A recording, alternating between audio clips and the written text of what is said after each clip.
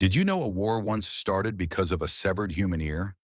It sounds insane, but in 1739, Britain and Spain actually went to war because of one man's lost ear.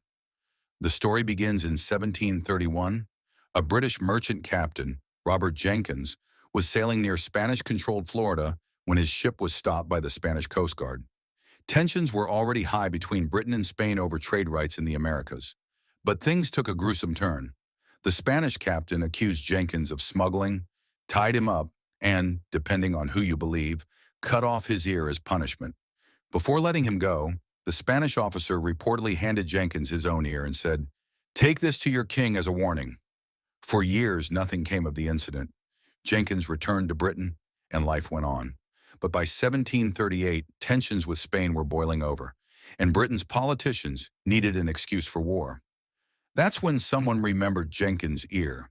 He was called before Parliament, where he allegedly presented his preserved ear, yes, his actual severed ear, in a jar. British politicians were outraged. The public was furious, and soon Britain declared war on Spain. Despite the dramatic reason for its start, the war itself had little to do with Jenkins. Fighting broke out across the Caribbean, Florida, and South America. There were massive naval battles, brutal sieges, and thousands of deaths. One of the most infamous moments was the British attack on the Spanish fortress of Cartagena in present-day Colombia, which ended in disaster for the British forces. In the end, after years of bloodshed, the war changed almost nothing. It eventually merged into the larger War of the Austrian Succession, and the original cause, the ear, was all but forgotten.